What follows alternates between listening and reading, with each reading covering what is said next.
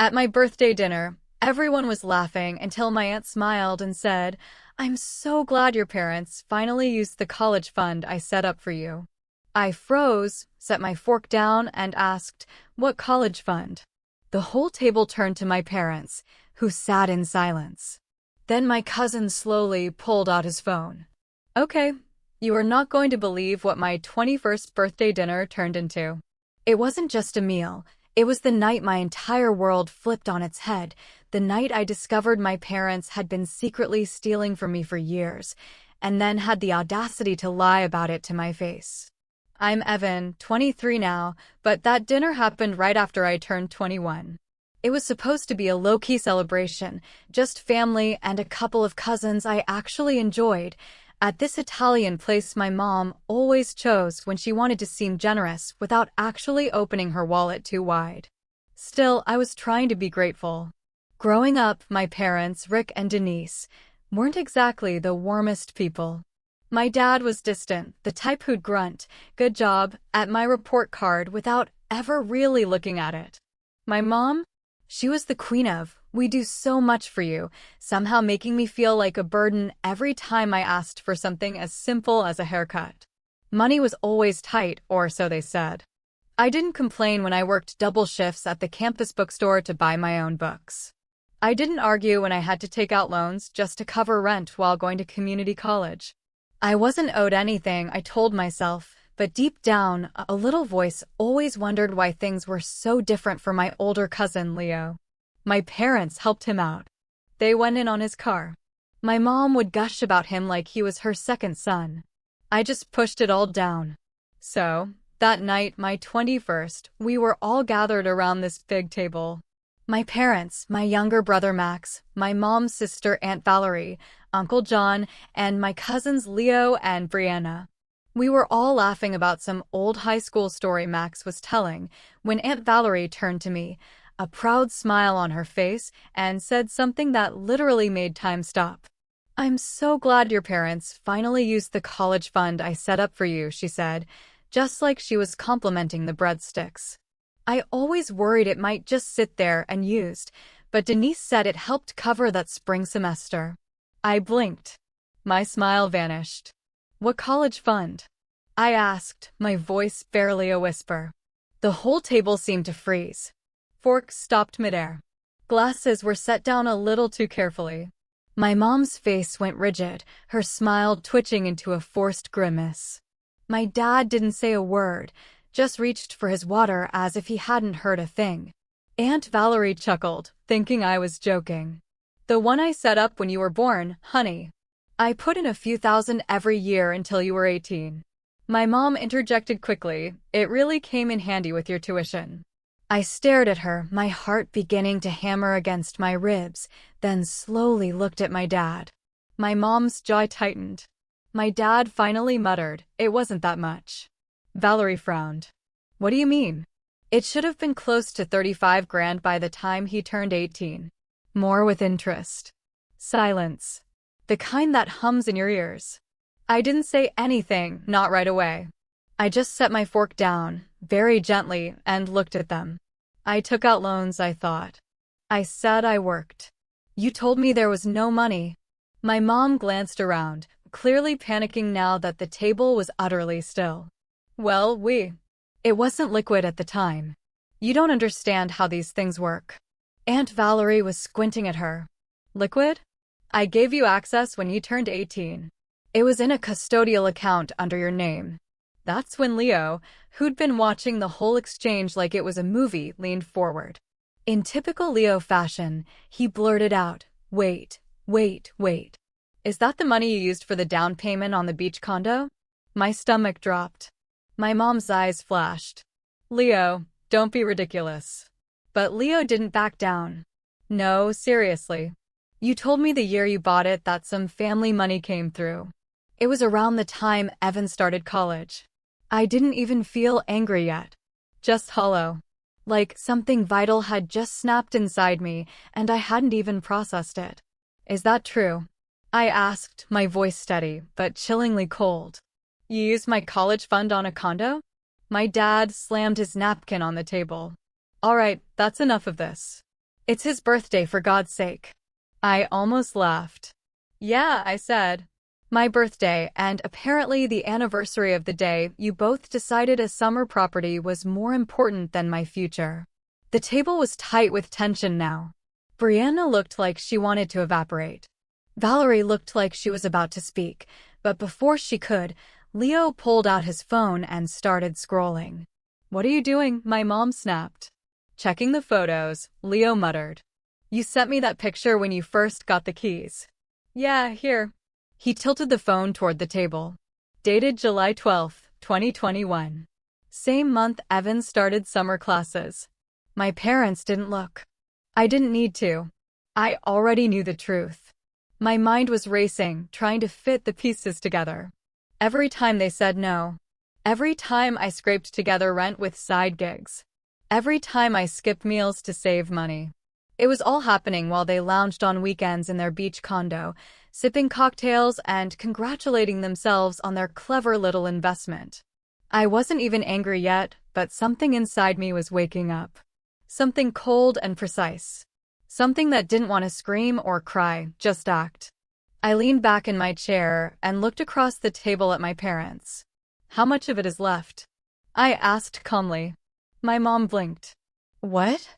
"The fund," I said. "How much is left?" Neither of them answered. That told me everything. I didn't say another word. I just reached into my jacket, pulled out my phone, and quietly opened my notes app. I had a lot to think about and, apparently, a lot more to uncover. I didn't know it then, but this dinner was the beginning of something much bigger than I could have imagined. And I wasn't going to let it go. Not this time. The ride home from the restaurant that night was silent. Not awkward silence, but weaponized. My parents didn't say a word, and neither did I. They knew. I knew. And in that quiet, something shifted. It was like a curtain had been pulled back, and suddenly I saw them for who they really were. Not just stingy or emotionally distant, but calculated. They had taken something meant for me.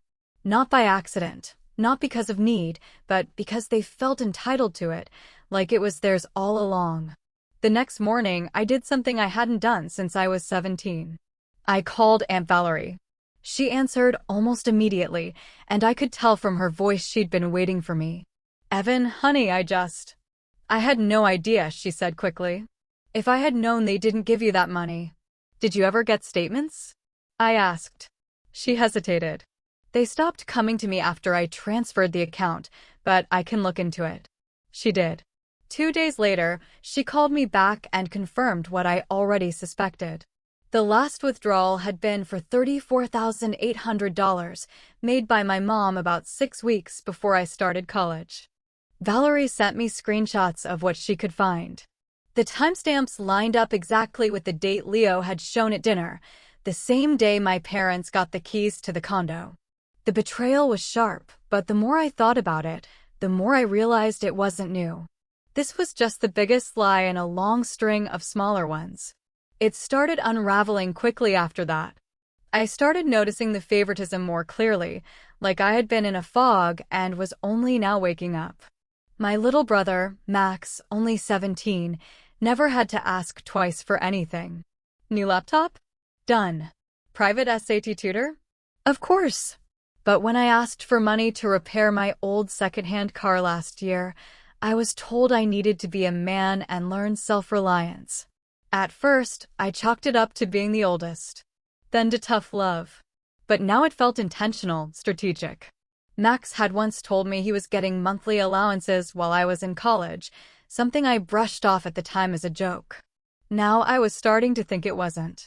And then there was Leo. Leo was the golden boy. My mom always compared me to him, his grades, his internships, his charm. What she didn't know was that Leo hated it just as much as I did. We had a long phone call a few nights after the dinner. He apologized for bringing up the condo, but also admitted he had suspected something weird for years. She'd always talk about how proud she was that they were self-made, Leo said.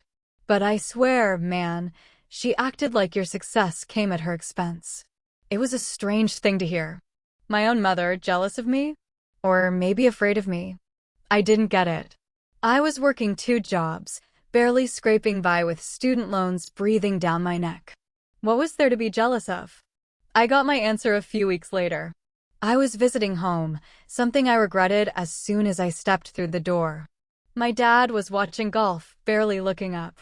My mom was in the kitchen, pretending to be busy with something just so she wouldn't have to speak first. I was about to leave when I heard them arguing through the hallway. "He's not even grateful," my mom hissed. "After everything we've done. Valerie set that up for us, not just for him. He doesn't understand what it takes to maintain a second property." My dad cut her off. "He's going to talk. You saw how he looked at you at dinner. I told you not to touch that money." I stepped back before they noticed me. My hands were shaking. Us. She really believed that money, $35,000 meant for my education, was somehow hers, that I was ungrateful for questioning it. And then came the breaking point. It was a week later, and Max had posted a video on his social media, a room tour. He was showing off his new gaming setup, complete with a curved monitor, RGB lights, the latest graphics card, a soundproof mic setup, stuff I only dreamed of when I was in college. At the end of the video, he turned the camera and jokingly said, "Thanks, Mom and Dad, for the early birthday gift. Best parents ever." I stared at that video for a long time. I hadn't gotten a birthday gift in 3 years. Not even a card. Not a single one. I didn't even feel sad anymore. Just ready. That night, I started documenting everything. I pulled my student loan statements, the texts I'd sent begging for help with rent, the emails from financial aid that my parents never replied to. I made a private folder and named it Silence Costs. Because I was done staying silent. I started talking more with Aunt Valerie and, surprisingly, with Leo too. He'd grown tired of the family politics and admitted my mom had always tried to pit us against each other. She wanted to control the narrative, he said one night over the phone. It wasn't just about the money. It was about control. About leverage. And the moment I found out about the college fund, that control started to crack. But it wasn't until I dug a little deeper into some paperwork Aunt Valerie helped me request that I discovered just how deep the manipulation ran. Turns out my name was still attached to the original custodial account, which meant technically I had a right to know how it was spent. And once I saw the transaction logs, I knew exactly what to do. I wasn't going to yell. I wasn't going to argue. I was going to wait. Wait for the perfect moment. And when it came, when they least expected it, I'd make sure the truth came out, loudly, inescapably, and in front of the people they tried hardest to impress. It all came to a head a few months later. The moment that really broke something in me, not just in terms of trust, but something deeper. Something that had still been holding on, even after the college fund revelation. Hope, maybe. Some last shred of belief that my parents were flawed, sure, but not malicious. That they didn't really mean to choose themselves over me. That they didn't want to hurt me. That illusion shattered the night of Max's graduation party. He was finishing high school, and my parents threw him a huge backyard celebration. I'm talking string lights, buffet-style catering, a rented photo booth, all of it. I wasn't even invited directly. I only found out because Leo texted me asking if I was coming. "You going to Max's thing Saturday?" he asked. I blinked. What thing? Leo sent me a flyer-style invite my mom had apparently made on Canva and emailed to the family. My name wasn't on the list, not even in the CC. Still, I showed up. Not out of pettiness, not at first. I told myself I wanted to be the bigger person, support my brother, see the extended family. But deep down, I think I needed to see for myself. Needed to know whether the version of my parents I'd started piecing together was real. The party was already in full swing when I got there. Leo met me near the garage with a beer and a look that said, "Brace yourself." I wasn't ready. There was a table set up under a white canopy with a big printed banner. "Congrats, Max. Next stop, UCLA." I stopped walking. "Ukla?" I turned to Leo. "Did he get a scholarship?" Leo frowned. "Not that I know of." "What?" "Because there's no way my parents are paying out of pocket for UCLA. That's like 40 grand a year, Leo finished, nodding slowly. Yeah. I walked over to Max, who was surrounded by a group of friends. He was glowing, laughing, proud, and for a second I felt happy for him. Despite everything, he was my brother. Hey, I said, tapping his shoulder. He turned, eyes lighting up. Yo, you came. Of course I did, I said. UCLA, huh? He nodded proudly. Yeah, crazy, right? I was going to go to state, but Mom said it was worth the investment. Said they didn't want me to graduate with loans like you did. My ears rang. I didn't react right away, just smiled and clapped him on the shoulder. But inside, I felt like the world had shifted sideways. They didn't want him to have loans like me. They were using my pain as a talking point, as a cautionary tale, as motivation to do better for him, and they were paying for it. No excuses about liquid funds or tight months. Just straight up tuition in full because it was worth it for him. Later that evening, I stood near the drinks table and watched my mom laugh with Aunt Valerie, spinning some story about how college debt builds character. My jaw clenched. I was trying to be civil, trying not to blow up, when I overheard something that made my blood run cold. Aunt Valerie asked, so, whatever happened with the custodial account, the one I set up for Evan? My mom took a sip of wine and said, well, technically that account's gone, but we always saw it as a fund for the boys, you know. I mean, Evan was never that ambitious. Max is really going places. That was it. That was the moment. I walked away, my legs moving on their own. Found Leo sitting under one of those pop-up tents, scrolling through his phone. I sat beside him, staring straight ahead. You good? He asked. No, I said, but I know what I'm going to do now. He put his phone down. What happened? They used my college fund to send Max to UCLA. They're calling it a family investment. I guess I'm just a sunk cost. Leo winced. You sure? He just told me. And she told Valerie. She doesn't even care if people know. Leo was quiet for a moment. Then he said, I know a guy, financial attorney, works with misappropriated custodial funds. I turned to him slowly. He nodded. I'll send you his contact. No pressure, but you've got a paper trail now. And if your name was on the account. I nodded. Thanks. But I wasn't thinking about legal recourse just yet. I was thinking about Max's college. About what they had told people, that they had funded their youngest son's elite education with their hard-earned money, sacrificing everything for him because they were just such good parents. And I knew exactly how to ruin that illusion. Not with rage, not with lawyers, not yet, but with the one thing they never expected me to have, their full story. And I was going to make sure everyone heard it, loud, clear, and inescapable. After the graduation party, I didn't speak to my parents for weeks. Not out of spite, not yet, but because I couldn't trust myself to speak calmly. Everything I'd ever tried to suppress about how they treated me was clawing its way to the surface. It wasn't just the stolen college fund anymore. It was the years of subtle digs, quiet exclusions, invisible favoritism, and being made to feel like a guest in my own family. It was watching Max be celebrated for the same things I was criticized for. It was maybe next year, every ignored birthday, every time they claimed to be broke while secretly buying beach condos and funding new gaming setups.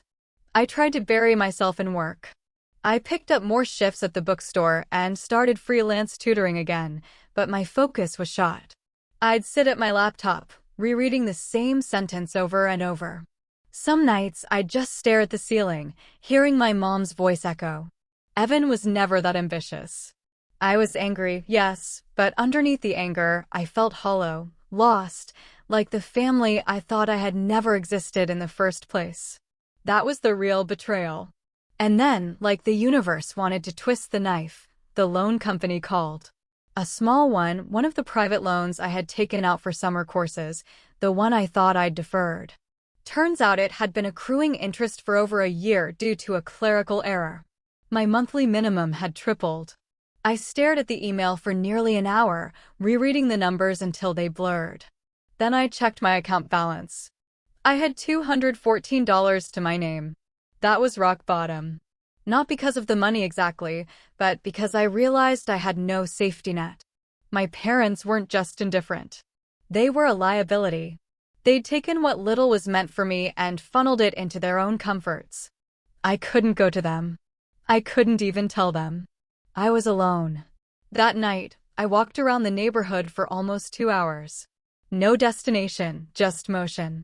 I passed closed coffee shops, families eating through open windows, dogs barking behind fences. Everyone else seemed to have something. A support system, a fallback, a sense of belonging.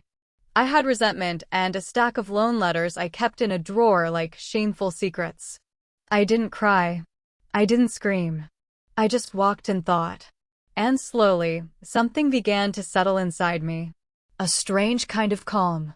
If they were never going to lift me up, then I had to build my own ladder. So, I started planning. First step, get out of survival mode. I paused everything I didn't absolutely need.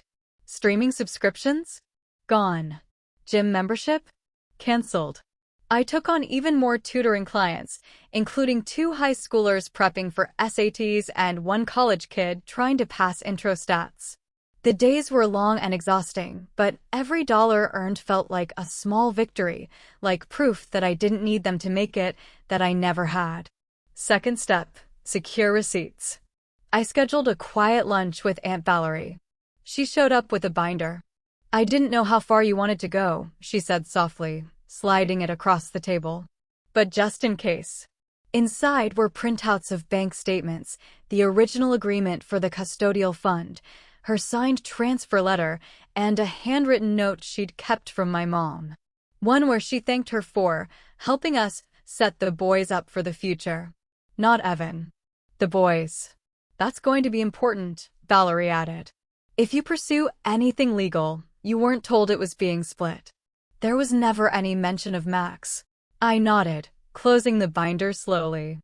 Third step, distance. I didn't formally cut ties, but I stopped replying to texts. My mom sent the occasional message. "Hope you're doing well." Or, "Your brother's excited about UCLA. You should give him advice." I ignored them. My dad never reached out at all. Max texted once, a selfie of his dorm room. Captioned, "Crazy, right?" I didn't reply. And for the first time in a long time, I didn't feel guilty about it. Fourth step, document my story. I wasn't entirely sure why I did it, but I started writing everything down. Not just the college fund, but the whole pattern. The birthday they forgot when I was 19. The time they bought Max a new iPhone while I was using a cracked screen Android I'd paid for in quarters. The night they left me stranded after my shift, because you need to learn not to rely on us for rides. I wrote and wrote and wrote until it was 23 pages long. Somewhere deep down, I think I was preparing for something. Maybe it would become a legal document. Maybe I'd share it with people. Maybe it was just for me, to remind myself that none of this was in my head. That I wasn't crazy. That I didn't deserve what they did. Still, part of me wondered if this was as far as it would go. Quiet distance, silent hurt, building a new life with no confrontation.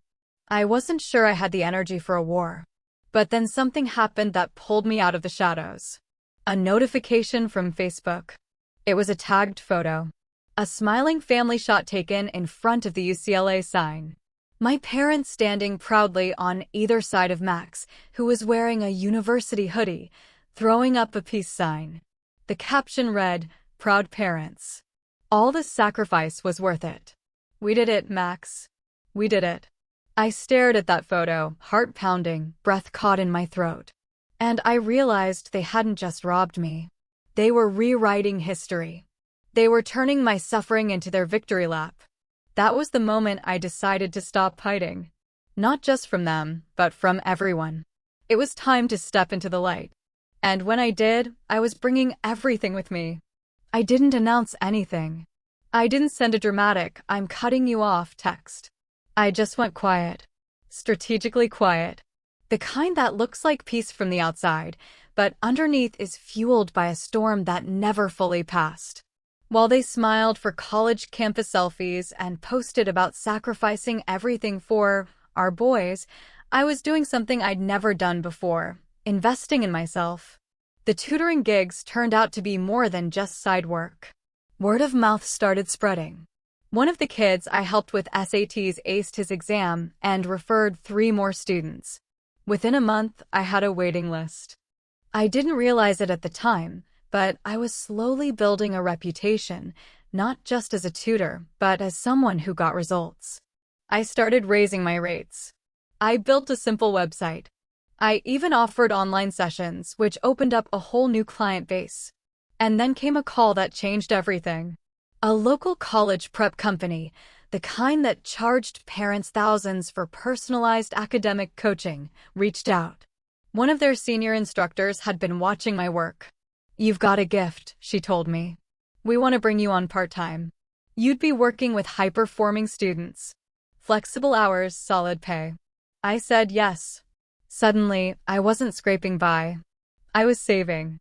My bank account, once a source of constant anxiety, was finally starting to feel like a safety net. I started paying down my loans faster.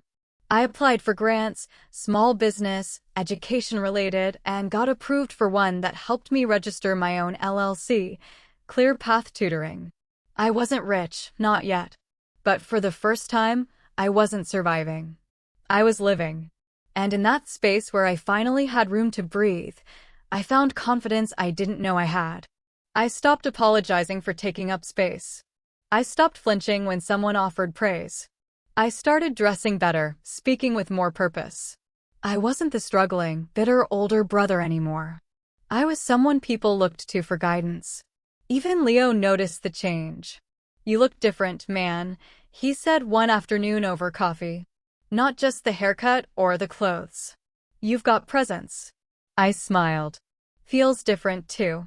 He tapped the binder I still kept in my bag. The one with all the documents Valerie had given me, now expanded with bank statements, texts, screenshots, and notes. "You still planning on using this?" he asked. I nodded slowly, but not yet.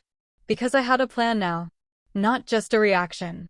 Not just revenge for the sake of payback, but something smarter, stronger. I didn't want to hurt them. I wanted to expose them, publicly, undeniably, and with evidence no one could ignore. And the opportunity came sooner than I expected. Late one evening, I got a message from Aunt Valerie, a casual forward. The subject line made my breath catch: "Local family spotlighted for sacrificing everything for their son's education." I clicked the link. It was an article on a small but growing parenting blog. It featured my parents. The author wrote about their selfless journey putting Max through college. The sacrifices, the humble upbringing. The quote that made my jaw clench was from my mom: "We always believed education was the greatest investment. We worked overtime, skipped vacations, and even sold a second property just to make sure Max could chase his dreams debt-free." Sold a second property. She meant the condo, the one they bought with my college fund. I read the article 3 times. By the end, my hands were shaking, not with anger, but with anticipation. They had given me the stage. They were the ones who went public, and now they'd opened the door for me to respond. But I wasn't going to comment on the article. That would be too easy, too expected. No, I was going to tell my story somewhere bigger, somewhere it wouldn't just disappear into the comment section, somewhere they couldn't delete or spin it. I reached out to the same parenting blog, but not as a commenter. As a contributor. I pitched an op-ed titled, "What Happens When Parents Steal Their Child's Future and Brag About It." They loved the idea. I changed the names. I protected identities at first, but I didn't hold back the story. I told it all. The fund, the betrayal, the shift, the hollow birthdays, the graduation party, the photo, the final slap in the face. And I ended the piece with this: "I used to think I wasn't enough. That I was the problem. That maybe I didn't deserve what was promised to me. But I see it clearly now. They weren't parents who sacrificed.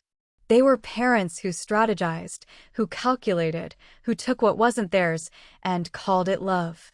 I didn't write this to shame them. I wrote it because people deserve to know what a real sacrifice looks like. It looks like getting back up with no help. It looks like building something from nothing.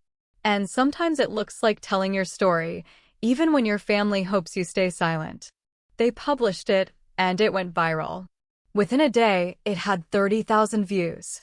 Within 3, over 100,000 readers flooded the comments with support. People shared their own stories. Even educators and financial advisors chimed in. I didn't name my parents, but anyone who knew them, anyone in our circle knew. They started texting Valerie, Leo, distant cousins, even some of my dad's old coworkers. The next time I checked Facebook, the family photo was gone, but the damage was already done, and I hadn't even really begun yet. It wasn't just the article that changed everything. It was what the article uncovered. The moment it went viral, people came out of the woodwork. Strangers, sure, but also old teachers, neighbors, even some of my parents' longtime acquaintances. They reached out privately, and their messages told me something I hadn't expected. I wasn't the only one they had done this to. Apparently, my parents had a history. Nothing illegal, not quite, but sketchy patterns of behavior that made more sense the more people opened up. A teacher from my high school messaged me to say my mom once pressured her into adjusting a grade for Max, threatening to go to the district if she didn't. A neighbor recalled how my dad borrowed money during a rough patch and never paid it back, then acted offended when they brought it up months later. Another message came from a family friend who claimed they donated to the college fund years ago, thinking it was going directly to me. That one nearly broke me, but it also confirmed something.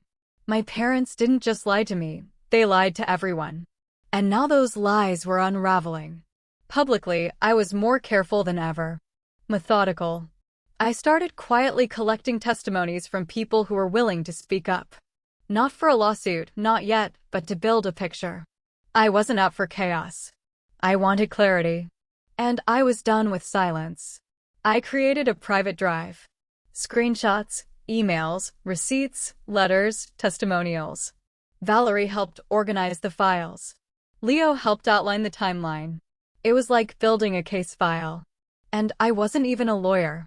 But I had something better. Leverage. The same week the article crossed 500,000 views, I got an unexpected email.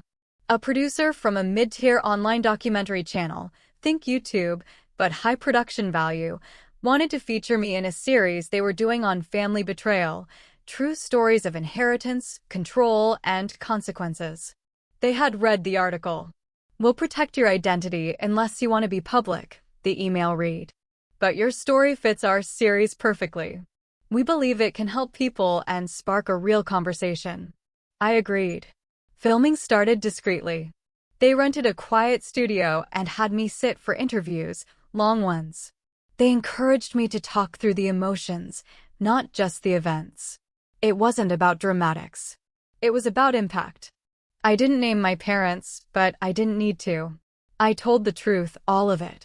Meanwhile, my parents had started damage control. They didn't confront me directly. They knew better by now. But I heard through Max that Mom had started telling people the article was fictional, claiming I had always been overly sensitive and resentful because Max just had more drive. Max was still stuck between us, poor kid. He hadn't done anything wrong. Not really. But when I saw him post a now-deleted tweet that said, "Some people can't stand it when others succeed," I knew where he was getting his script. That was fine. They were playing defense. I was preparing the final play. And then something happened that I hadn't planned for, but changed everything. Leo called me late one night. "You're not going to believe this," he said. I was digging around out of curiosity. "You know, the condo." I sat up straighter. "What about it?" "Well," he said, "turns out your parents didn't just use your college fund to buy the condo. They put it in Max's name. Full ownership was transferred to him 2 months ago." "What?" "Yeah, it's public record. I have a copy of the deed transfer." My stomach turned. Why would they do that? Probably to hide it, or to lock it in before you come after them. Either way, it's a gift, legally speaking. And if they used your custodial funds to buy it in the first place. He didn't have to finish. I already knew what it meant. That condo wasn't just a bad decision anymore. It was evidence. And suddenly, I wasn't just the wronged older brother. I was someone with legal standing. I called the financial attorney Leo had recommended months ago, finally ready to use the number. We went through everything slowly, carefully. The fund, the evidence, the paper trail, the timing of the withdrawal, the fact that the money was never disclosed or accounted for. "This is strong," he told me. "You could pursue this civilly.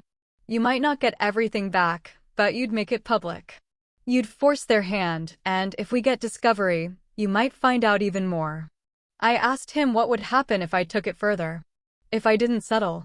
He paused.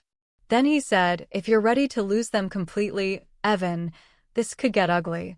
But if you're ready to stand your ground, you might just win." I thought about it for a long time. And then I asked him to draft the first letter. Not a lawsuit, not yet, but a demand for restitution. It would go directly to my parents with a summary of my claims, the evidence I had, and the value of what they owed. No threats, just facts, and a clear line in the sand. They had 7 days to respond. 7 days to come clean, to return what was stolen, to acknowledge what they did, or to find out what happens when the son they dismissed, ignored, and stole from stops being quiet. The letter went out on a Monday. It was printed on crisp legal letterhead, mailed with tracking, and emailed directly to both my parents' personal accounts. I didn't include a single insult or emotional outburst.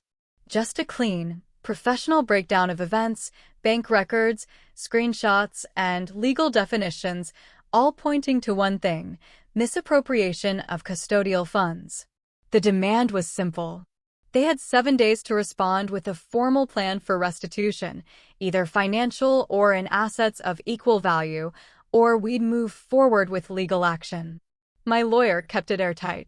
No wiggle room, no emotional leverage. And then I waited. Day 1, silence.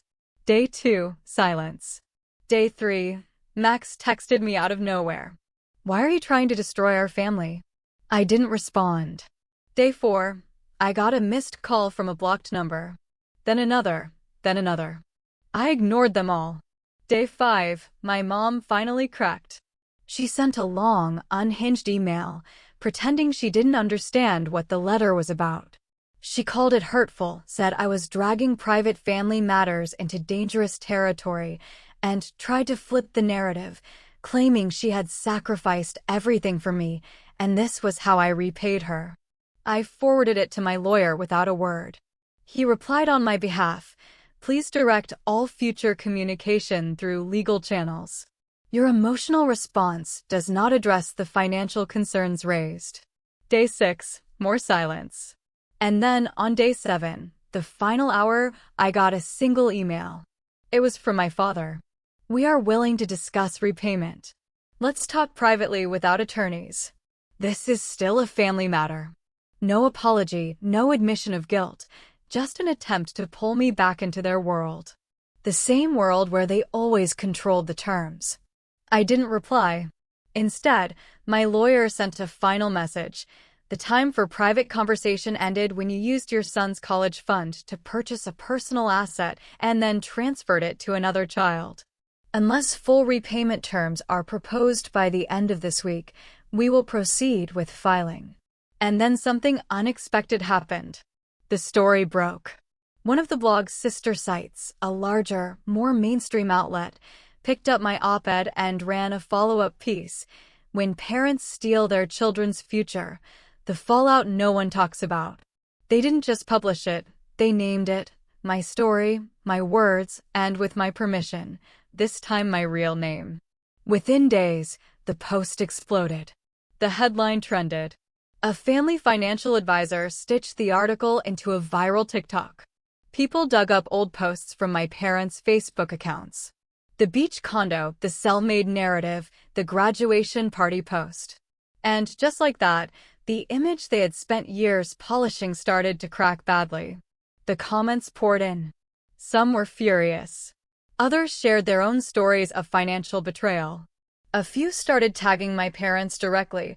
asking how they explained the inconsistencies between their praiseworthy public image and what was now being reported in two separate publications. My parents took down their accounts within a week. Max deactivated his Instagram, and I finally exhaled. But the best part, the most poetic part, hadn't even happened yet. Because remember that beach condo, the one they had quietly transferred to Max's name? Yeah. Turns out when you file a civil claim alleging that the property was purchased with misappropriated custodial funds and then gifted to a third party, even a sibling, the court has the right to place a hold on the asset while the case is reviewed. Which meant the condo was frozen. No selling it, no refinancing it, no using it as collateral for loans. It just sat there in Max's name, draining property tax, HOA fees, and maintenance costs, and legally out of reach. And Max lost it. He texted me in a fury. "What did you do? I didn't ask for this. You're punishing me for Mom and Dad's mistake." I stared at the message for a long time before replying. "No, I'm holding them accountable. If you want to give the condo back and help make this right, tell them. You're not the enemy, but you're standing on stolen ground." He didn't reply. And for once, I was okay with that, because for the first time in my life, I wasn't standing alone. I had truth on my side. I had support from people who mattered. And I had power. But I wasn't finished yet. There was still one more step. One final card to play. Something I'd been working on in silence, waiting for the perfect moment. And when I revealed it, it wouldn't just make them uncomfortable. It would undo them. The court date was set 6 weeks after the condo was frozen. My parents still hadn't issued a formal apology. No admission, no attempt at settlement outside of vague emails pleading for discretion and dignity. They were hoping, I think, that I'd back down, that I'd blink first. But they had miscalculated one critical thing. I had nothing left to lose. They, on the other hand, had everything to protect. Their reputation, their social standing, even their finances, now riddled with cracks. The illusion of perfection they'd worked so hard to project was fading fast, and I was about to make sure it shattered completely. The final blow didn't come in court. Not yet. That process was slow, ongoing. But something else came first. The documentary aired. I had almost forgotten about it. It was titled Taken, When Parents Break Trust, and released on a platform that had been quietly gaining traction. My episode was the third in the series. They didn't use my parents' names, still anonymized, but the details were specific enough that everyone in our orbit knew. Clips went viral. One quote in particular, something I had said almost without thinking during filming, became the centerpiece. They told me they were broke while they were buying beach sunsets with my student debt. The line hit like lightning. Within days, people I hadn't heard from in years were reaching out. Teachers, old classmates, even neighbors who once idolized my parents. The video comment section was a tidal wave of empathy and outrage. A few weeks later, my dad was asked to step down from his volunteer leadership role at the Community Finance Committee. The board didn't say why. They didn't need to. His name had become synonymous with selfishness and stolen futures. My mom, once active in every local charity and PTA she could find, quietly removed herself from all of them. No explanations, just gone. And Max, he finally cracked. He called me. His voice shook with something between anger and defeat. "You ruined everything," he said. "No," I replied, steady. "They did that. I just told the truth." There was a long pause. Then he asked, "What do you want?" It was such a strange question, as if I had done all this for money or revenge. But in that moment, I realized something. I didn't want anything from them anymore.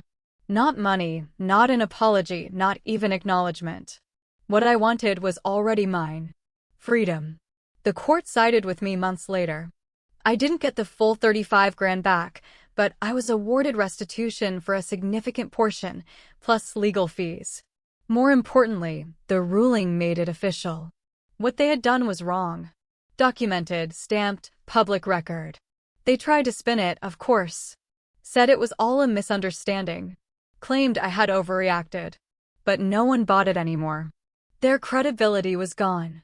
They stopped showing up to family gatherings. Aunt Valerie told me people couldn't even bring my name up around them anymore without Mom storming off. Dad barely spoke these days. Apparently, the shame had finally sunk in. I'd be lying if I said it wasn't satisfying. But revenge was never the point. The point was that I had built something real, a business, a reputation, a life. Not because of them, but in spite of them. And standing there outside the courthouse, papers in hand, and the sun finally cutting through the clouds, I felt something I hadn't felt in years. Closure. Not from their apology, but from my own strength. They tried to erase my future, so I rewrote it. And this time, I signed it. If you enjoyed the story, don't forget to hit that like button, subscribe for more crazy Reddit tales, and ring the bell so you never miss the next one. And hey, share your thoughts in the comments. I'd love to know what you would have done in this situation.